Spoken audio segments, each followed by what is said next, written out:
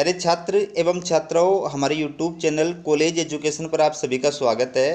प्यारे विद्यार्थियों, मुख्यमंत्री अनुप्रति कोचिंग योजना की मेरिट लिस्ट में जिनका सिलेक्शन हुआ था उन विद्यार्थियों के मेरे पास में काफ़ी कमेंट आ रहे थे। YouTube पे भी कमेंट करके पूछ रहे थे, प्लस WhatsApp पर भी मैसेज करके पूछ रहे थे, प्लस कॉल करके भी पूछ रहे थे। तो मैंने इस मुद्दे के ऊपर कुछ तो आपके सामने ऑफिशियल ऑर्डर जो है वो इस वीडियो के अंदर डाले हैं, जो आगे आपको देखने को मिलेंगे। ऑफिशियल तरीके से बताया, आपकी समस्याओं का समाधान किया है। कुछ मैंने सामाजिक न्याय और अधिकारिता विभाग झुंझुनू हेडक्वार्टर पर संबंधित अधिकारी से बात करके आपके सवालों का जो है उत्तर लेने का प्रयास किया है। तो इस वीडियो में आपकी सभी समस्याओं का, शंकाओं का जो है समाधान करने का मैंने प्रयास किया है। ठीक है, तो इस योजना को लेकर के विद्यार्थियों के जो सवाल है वो एक एक करके मैं आपके सामने प्रस्तुत कर रहा हूँ। पहला सवाल देखिए, मैं दूसरी कोचिंग ज्वाइन करना चाहता हूं तो क्या कर सकता हूं? इसका जवाब देखिए, आप या तो अपनी SSO आईडी पर या आपकी पहले वाली जो कोचिंग थी उसकी SSO आईडी से ही दूसरी कोचिंग ज्वाइन कर सकते हैं। आपका जो दूसरा सवाल है, इंस्टीट्यूट चेंज कर दी, कोचिंग वाले का कॉल नहीं आया, अब क्या करें? तो इसका जवाब सुनिए, कोचिंग वाले का आपके पास कॉल नहीं आएगा, आपको खुद ही कोचिंग में जाकर संपर्क करना होगा। देखो सीधी सी बात है, कोई भला आदमी होता है कोचिंग वाला तो वो कॉल कर भी देता है, ठीक है, लेकिन ज़्यादातर जो होते हैं वो अपने ईगो में रहते हैं, तो वो सोचते हैं कि विद्यार्थी को मैं क्यों कॉल करके बुलाऊं, उनको आवश्यकता होगी तो वो अपने आप आ जाएंगे। इसलिए जो है आवश्यकता आपको है तो आप जो है डायरेक्ट कोचिंग में चले जाएं और वहाँ जा करके आप बात करें। आपका अगला जो क्वेश्चन है कि जनाधार में मेरे डॉक्यूमेंट्स अपडेट नहीं है, तो क्या मैं इस योजना में अप्लाई करूंगा तो हो जाएगा या पहले जन आधार को अपडेट करना होगा? तो इसका जवाब है, आपको अपने जन आधार कार्ड में पहले डॉक्यूमेंट्स अपडेट कराना बहुत ज़रूरी है, क्योंकि जन आधार कार्ड से ही सारी सूचनाएं ऑनलाइन दर्ज की जाती है। आपका इस योजना को लेकर अगला सवाल है, क्या अब वापस अप्लाई कर सकते हैं इस योजना के लिए? इसका जवाब है, अगर आपने पहले अप्लाई किया था और मेरिट लिस्ट में आपका नाम था लेकिन आपने कोचिंग ज्वाइन नहीं की, तो आप जब दोबारा इस योजना के तहत फॉर्म भरे जाएंगे तब अप्लाई कर सकते हैं। अगला जो आपका सवाल है, अभी तक शॉर्ट लिस्ट में नाम आ रहा है, तो उत्तर देखो इसका, समाज कल्याण विभाग की ऑफिशियल वेबसाइट पर अपने SSO आईडी पर लॉगिन करने पर finally selected by state admin अगर आ रहा है तो आपका सिलेक्शन हुआ है, वरना नहीं हुआ है। देखो शॉर्ट लिस्ट में नाम आने का मतलब ये नहीं हुआ है कि आपका फाइनली जो है वो सिलेक्शन हो गया है, क्योंकि शॉर्ट लिस्ट में तो नाम जो है ऐसे भी आ जाता है, क्योंकि अभी जैसे मान लो रिट एग्जाम जो है फर्स्ट लेवल का कल रिजल्ट जारी हुआ, तो उसमें पोस्ट तो थी 21,000 और पास जो किया है वो 41,546 को किया है। तो जो मतलब फाइनली जो सिलेक्शन किया जाएगा वो तो 21,000 का ही किया जाएगा डॉक्यूमेंट्स वेरिफिकेशन के पश्चात। तो वही प्रोसेस आपके कि शॉर्ट लिस्ट में नाम आने का मतलब ये नहीं है कि फाइनली आप जो है सिलेक्टेड हो गए हैं। ठीक है, आपका अगला जो सवाल है, सेकेंड लिस्ट आएगी क्या?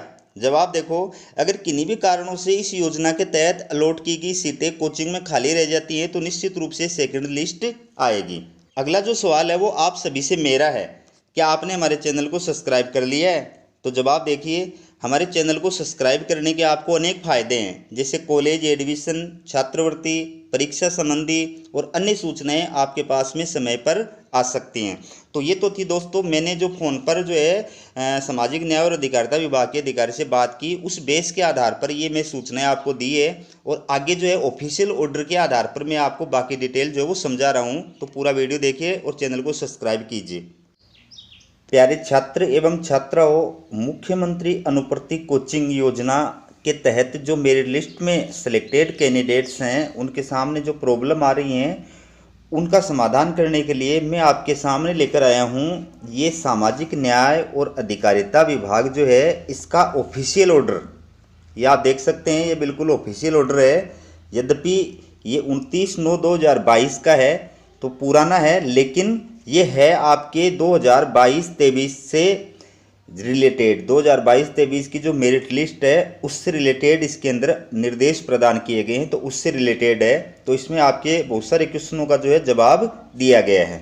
ठीक है, तो मैं आपको विस्तार के साथ में इसको पढ़ करके सुनाता हूँ और बताता हूँ कि इसमें क्या है।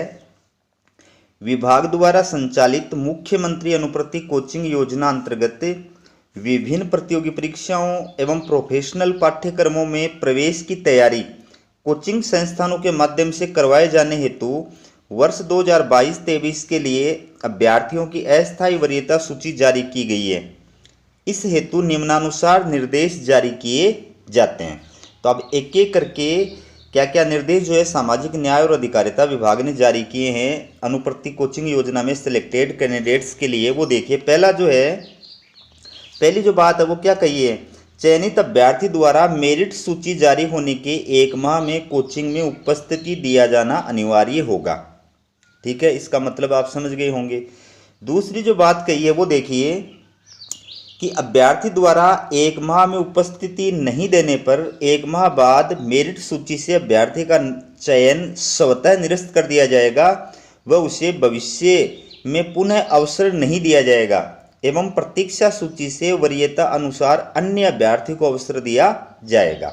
ये ऑफिशियल ऑर्डर है, मैं अपनी तरफ से कुछ नहीं कह रहा हूँ कि अगर आप 1 महीने के अंदर जो है कोचिंग ज्वाइन नहीं कर पाते हैं, सिलेक्टेड होने के पश्चात 1 महीने तक कोचिंग ज्वाइन नहीं कर पाते हैं, तो फिर आपका जो चयन है वो निरस्त कर दिया जाएगा और आपसे जो कम मेरिट वाला उसी कैटेगरी का जो अभ्यर्थी है, छात्र या छात्रा है, उसको जो है आपकी जो सूची है, चयन सूची, उसमें शामिल कर लिया जाएगा। ठीक है। तीसरी जो बात है वो क्या कही है, देखो आप, जिन अभ्यर्थियों द्वारा ऑनलाइन आवेदन में किसी भी दस्तावेज को अपलोड किया गया है, उन ऑनलाइन आवेदन पत्रों का संबंधित जिलाधिकारियों द्वारा सत्यापन कर अनुमोदन किए जाने के पश्चात ही कोचिंग संस्थान पर उपस्थिति दिए जाने का विकल्प प्रदर्शित होगा। यानी पहले आपके ऑनलाइन डॉक्यूमेंट वेरिफिकेशन का कार्य होगा, वो आप चाहे ऑनलाइन वैसे कर सकते हैं या आपके सामाजिक न्याय और अधिकारिता विभाग जो है जिला हेडक्वार्टर पर जो ये विभाग है, उस विभाग के कर्मचारी आपको कॉल भी कर रहे हैं। मतलब मैंने खुद फ़ोन करके पूछा है, झुंझुनू के अंदर जो जिला हेडक्वार्टर पर सामाजिक न्याय और अधिकारिता विभाग है, उनसे खुद बात की है। ठीक है, तो उन्होंने कहा कि भाई हमने तो लिस्ट आने के बाद में बच्चों को जो है, हमारे ज़िले के जो बच्चे थे उनको कॉल करके और बुला लिया, डॉक्यूमेंट वेरिफिकेशन का कार्य कर दिया। अब वो जाएँ डायरेक्ट जा करके अपनी कोचिंग ज्वाइन कर लें। ठीक है, तो कोचिंग का जो विकल्प है, संस्थान में उपस्थिति का जो विकल्प है, वो डॉक्यूमेंट्स वेरिफिकेशन के बाद ही प्रदर्शित होगा। अगला जो बात बताइए वो देखिए कि जिलाधिकारी द्वारा ऐसे आवेदन पत्रों का मेरिट सूची जारी होने के 7 दिवस में सत्यापन किया जाना अनिवार्य होगा। 7 दिन के अंदर अंदर आपके डॉक्यूमेंट्स वेरिफिकेशन का कार्य करना होगा उनको, क्योंकि आपके डॉक्यूमेंट्स आपने ऑनलाइन शो किए थे ना, ऑनलाइन फॉर्म भरा था, तो सारे डॉक्यूमेंट्स आपके अपलोड किए थे जन आधार कार्ड से, वैसे भी सारे डॉक्यूमेंट्स अपने आप जो है अपलोड हो जाते हैं। ठीक है, तो जो सामाजिक न्याय और अधिकारिता विभाग के जो अधिकारी होते हैं जिला हेडक्वार्टर पर, उनके पास में अपनी SSO ID होती है, वो आपके अपनी SSO ID से आपके सारे फॉर्म खोल करके वो अपने आप जो है उनको कर देते हैं। ठीक है ना, उनका सत्यापन कर देते हैं। ठीक है, अगर आप नहीं करा पाते तो वो अपने लेवल पर कर देते हैं, क्योंकि उनके सामने भी तो ये जिम्मेदारी होती है कि 7 दिन के अंदर अंदर उनको डॉक्यूमेंट्स वेरिफिकेशन का कार्य कंप्लीट करना है। फिर आगे देखिए, संबंधित कोचिंग संस्थाओं द्वारा बायोमेट्रिक डिवाइस स्थापित कर योजना अंतर्गत चयनित अभ्यर्थियों की बायोमेट्रिक उपस्थिति दर्ज करवाया जाना अनिवार्य होगा। यानी आप कोचिंग में एडमिशन ले लेते हैं, उसके बाद में आप ये नहीं कि भाई अनुपस्थित रहने लग जाएं। ठीक है, ऐसा नहीं होगा, आपकी बायोमेट्रिक उपस्थिति बाकायदा जो है कोचिंग के अंदर दर्ज की जाएगी। ठीक है, और लास्ट जो है वो देखिए, योजना अंतर्गत मेरिट सूची जारी किए जाने के पश्चात यदि कोई अभ्यर्थी पूर्व में चयनित कोचिंग संस्थान के स्थान पर उसी परीक्षा की अन्य किसी सूचीबद्ध कोचिंग संस्थान का चयन करना चाहे तो कोचिंग में उपस्थिति नहीं दिए जाने तक परिवर्तन किए जाने का विकल्प पोर्टल पर प्रदर्शित होगा। यानी आपने जो ऑनलाइन फॉर्म भरा था इस योजना का, तो उसमें जो कोचिंग भरी थी, ठीक है, अगर उस कोचिंग के स्थान पर आप दूसरी कोचिंग को ज्वाइन करना चाहते हैं तो जब तक वहां जाकर के ज्वाइन नहीं कर लेंगे ना, तब तक ऑनलाइन पोर्टल पर जो है वो कोचिंग परिवर्तन का जो विकल्प है वो प्रदर्शित होता रहेगा। ठीक है, बाकी इसके बारे में और मैं आगे आपको बताऊंगा। तो ये थी दोस्तों आपकी कुछ जो समस्याएं इसके सामने आ रही हैं इस योजना को लेकर के, उनका क्लियरिफिकेशन और बिल्कुल ऑफिशियली तरीके से मैंने दिया है। ठीक है, अपनी तरफ से मैंने कोई बात नहीं बताई। जो विभाग का जो ऑफिस ऑर्डर है उस ऑफिस ऑर्डर के अकॉर्डिंग मैंने आपको पूरी बातें बताई है। प्यारे छात्र एवं छात्राओं, ये सामाजिक न्याय और अधिकारिता विभाग का दूसरा ऑफिशियल ऑर्डर है। आप देख सकते हैं ये 25/3/2022 का है, पुराना है लेकिन इसी योजना का है और ऑफिशियल ऑर्डर चाहे पुराना हो चाहे नया हो, लेकिन उससे जो बात कही जाती है वो क्लियरिटी, उससे क्लियरिटी आती है, ठीक है ना, फेंकोलॉजी नहीं होती है, ऐसे फालतू में फेंकने से कोई मतलब नहीं होता है। तो ये किससे रिलेटेड है कि आप जो कोचिंग ज्वाइन करते हैं तो कोचिंग का जो फीस होती है, कोचिंग की जो फीस होती है, वो फीस जो है वो राज्य सरकार के द्वारा वहन की जाती है और वो डायरेक्ट कोचिंग वाले के अकाउंट में भेजी जाती है। तो कोचिंग वाला जो है आपसे फीस के नाम पर कोई राशि वसूल नहीं कर सकता, न फीस के नाम पर कोई राशि वसूल कर सकता है, न अन्य किसी नाम से आपसे कोई शुल्क जो है, चार्ज जो है वो वसूल कर सकता है। इसके साथ साथ में अगर आप अपने गांव से दूर किसी कोचिंग में रह रहे हैं तो वहाँ पर जो आवास का खर्चा है 40,000 रुपये, वो खर्चा जो है वो राज्य सरकार के द्वारा आपके अकाउंट में डाला जाता है। तो ये ऑफिशियल जो ऑर्डर है इसमें दोनों बातें बताई गई हैं। ये आप देख सकते हैं कि मुख्यमंत्री अनुप्रति कोचिंग योजना अंतर्गत वर्ष 2020-21 का कोचिंग संस्थाओं को भुगतान किए जाने के संबंध में, ये जो पिछली जो लिस्ट थी उनके जो अभ्यर्थी कोचिंग कर रहे हैं उनसे रिलेटेड है। तो ऐसा ही ऑर्डर आपके लिए जारी किया जाएगा, ठीक है। तो इससे आपको ये पता चल जाएगा कि प्रोसेस क्या है, ठीक है। आप देखिए, उपरोक्त विषयांतर्गत लेख है कि विभाग द्वारा संचालित मुख्यमंत्री अनुप्रति कोचिंग योजना अंतर्गत सूचीबद्ध कोचिंग संस्थाओं में आपके जिले के चयनित अभ्यर्थियों का वर्ष 2021-22 का भुगतान पूर्व में संचालित अनुप्रति योजना अंतर्गत किए जा रहे भुगतान की प्रक्रिया अनुसार ही किया जाना है। इस हेतु योजना अंतर्गत संचालित पोर्टल पर जिला कार्यालय स्तर पर ही स्वीकृति जारी किए जाने का प्रावधान किया गया है, ठीक है। आपके जिले का जो सामाजिक न्याय और अधिकारिता विभाग है वो अपने पोर्टल के माध्यम से कोचिंग को डायरेक्ट जो भुगतान करेगा।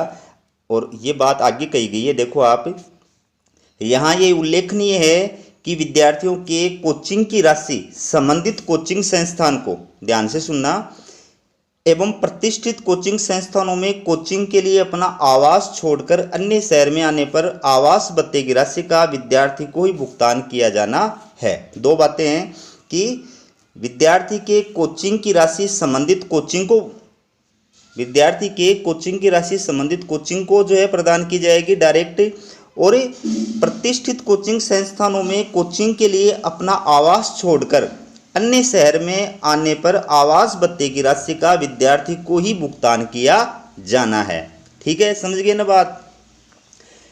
तो ये आपकी इससे रिलेटेड सूचना थी। आशा है आपको थोड़ा क्लियरिटी आई होगी योजना के बारे में। बाकी आगे की जो प्रक्रिया है, जो आगे की जो चीज़ है उसको लेकर के ऑफिशियल तरीके से मैंने आपके सामने पूरी चीज़ क्लियर करने का प्रयास किया है, ठीक है। तो आपको ऑथेंटिक चीज़ में हमेशा प्रदान करता हूँ, अब जो वास्तविक जानकारी होती है वो ही आपको देने का प्रयास करता हूँ। चैनल को सब्सक्राइब करके रखो ताकि जो भी लेटेस्ट अपडेट होती है वो आपको मिल सके। हमारा वीडियो देखने के लिए आप सभी का बहुत बहुत धन्यवाद।